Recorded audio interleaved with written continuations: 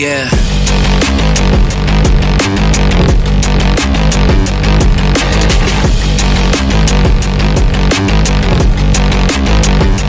Come on.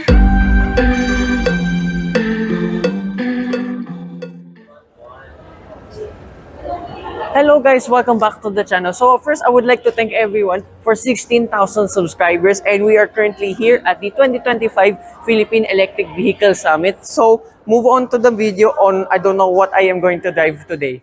And day 2 here at the EV Summit, and once again we're going to cover the Aion brand, but this time we will go further up the lineup. This time we are going to drive this V. So this is the base model, take note. So we will try out top of the line later on in the showroom itself. So this being the base model, pairing this, you have a 64.26 kilowatt hour battery with 135 horsepower and 240 Newton meters of torque. Being an EV, it's very quiet, and the base model and the top of the line model have the same specs in terms of the power and all that.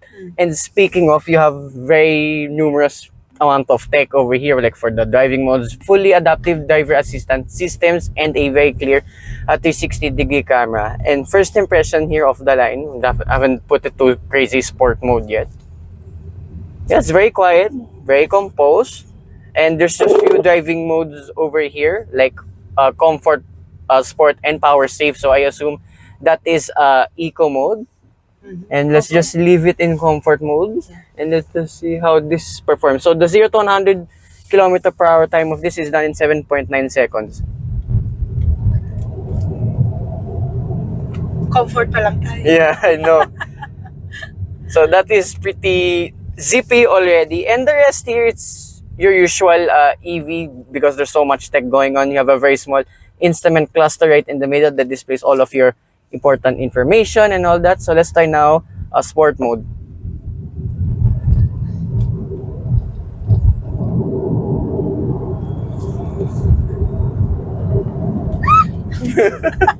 Yep, it's very zippy.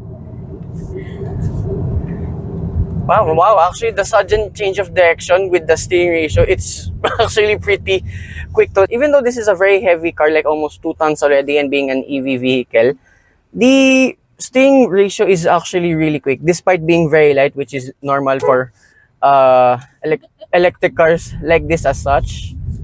And only front wheel drive, you know? Yes, Front wheel drive only. It kind of pulls you back.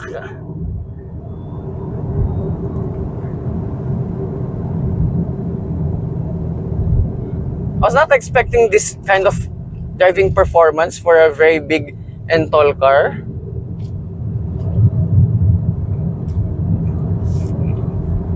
Wow, that's really peppy. Okay, so let's chill. Let's try power save mode for now. Oh, so immediately, so if you put it to power save mode, the energy recovery system is very strong. So I'm not stepping on the brake. It's regenerative braking. So if you take, so that's weak. Not much going on. And then medium. So I think this was, okay, this was the one in power save mode. Yeah, surprisingly really fun for a very big, tall SUV. And like with the rest of the Aion vehicles, I love the look, the design of this. It's very, I would say, already classy, because it has a lot of boxy designs reminiscent of the Korean brands out there. And it looks super futuristic in my eyes compared with some other EVs which have generic slow curves and all that. This one's more of a boxy, retro futuristic design. And another perk of being an Aion V, you have a sunroof, panoramic moonroof that stretches all the way to the second row itself. And the rest, it's pretty standard. A lot of squeegee materials all around.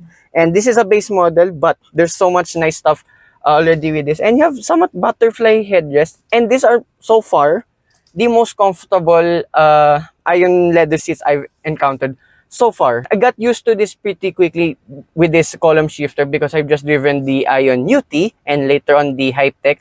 Everything is controlled here with this shifter, and yeah, very GAC design with the wiper stalks and all that.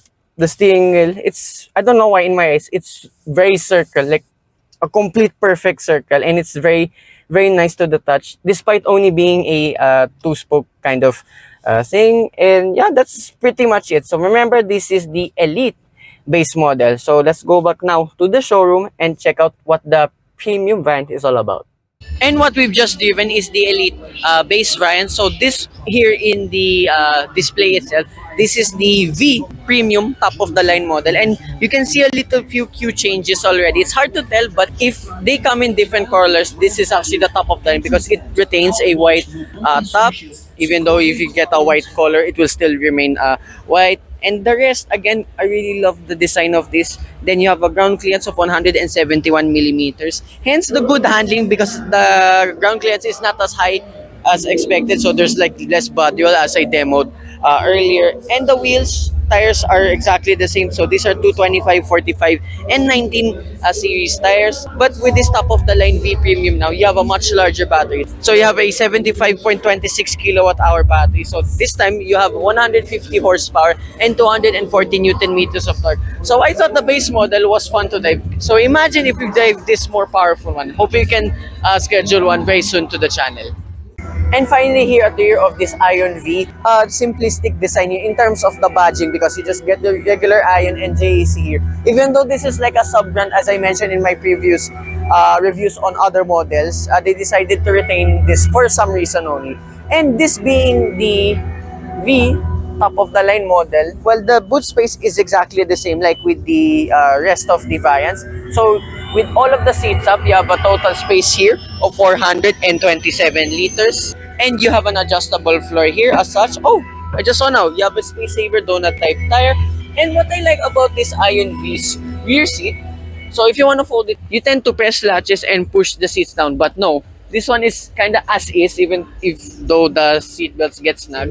But it's very easy to put them down as such. And now this one extends to 927 liters. I don't talk about hinges that much on the channel, but this one's an exception. So if you want to recline the rear seats, the hinges of locking the seats itself kind of goes with it. So that's a very nice touch by Aion here.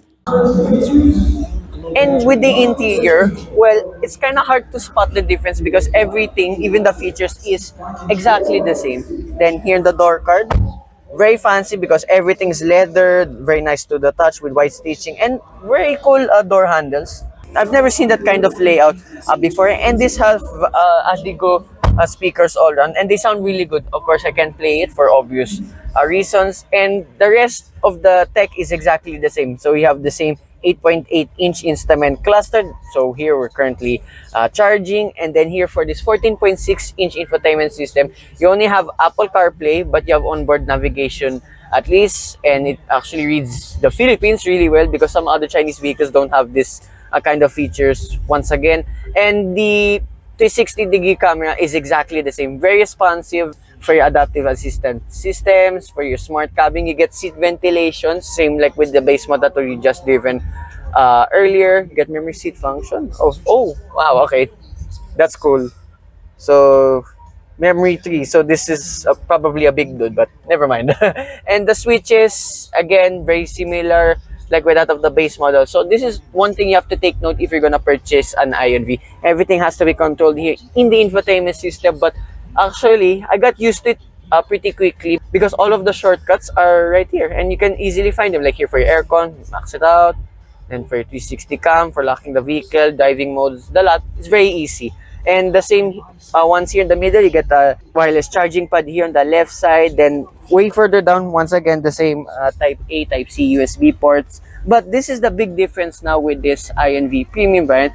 So in the Elite, this was a regular center console box. But if you purchase a Premium, you get this kind of perk. Yes, you have a freezer just inside. So perfect for, I don't know, like 1 liter stuff, I assume, depending on the height of it. But hey, you can fit a lot of soft drinks and cans just inside. And the seats here, pretty much the same. You get butterfly-ish headrest. Then, get a tow hook here. And I just realized, none of the Aion Vs have a glove box here. Very odd with that. And the same moonroof that stretches all the way to the rear seats. Then, above here, you get your lights. Hazard button, oddly placed in my opinion. And visor with a very fancy vanity mirror with a ring light. The regular Elite base model was just a normal mirror itself with a light. Does this extend? They don't, but look how long that is. literally covering my entire face. So that's a nice plus. And finally, here at the rear of this Aion V, as you saw earlier, we had passengers on board, but wow. So I can kind of stretch, no, actually you can stretch your feet all the way forward. And this is already my driving position. Infinite knee in, I'm amazed. Look at the space even here. So this is not fair because it's kind of reclined. So if I remove it a bit, oh, that's still a lot of headroom despite the panoramic moonroof itself. Then the door cards is pretty much the same like the ones in front. You get ambient light as well. And this being the V Premium, you get air conditioning vents here on the B pillar itself. Then another perk of this top of the line model only, I assume, you get a seat back table. So perfect for... And here in the middle, you can actually control the air conditioning system along too with one Type A USB port. And that's pretty much all the toys. And I've never seen this before. The carpets of this Aion V have glitters on them, mimicking like you're in space. So that's actually a very, very subtle touch. Then central armrest with, oh, 2 cup holders and a extra space here for putting phones as such. So you can literally just relax here at the V. Wow, this is super comfortable. And the seats, yeah, just as good as like the ones in front. Then if I sit here in the middle, since this being an EV, no transmission tunnel whatsoever. The back's a little bit firmer than usual because of the armrest itself. But the cushion is, yeah, pretty much identical throughout. Now, for the prices of this Aion V, so the one we've test drove, the V Elite base model, starts at 1,498,000 pesos. But if you want everything else, like for the freezer, the extra amenities up at front, and I assume the seat back table, so this V Premium is 200,000 pesos more. This is actually a very competitive price for a very large EV vehicle, and you get a lot of tech per usual. Again, that concludes my review of this Aion V models. I'd like to thank everyone here at Aion GAC Philippines and to Miss Cheryl for making this review possible. And there'll be one more Aion review coming right up, and I think that's my favorite. So stay tuned for that. Hope you guys like and subscribe, and I will see you with more Aion reviews coming right up. Bye-bye.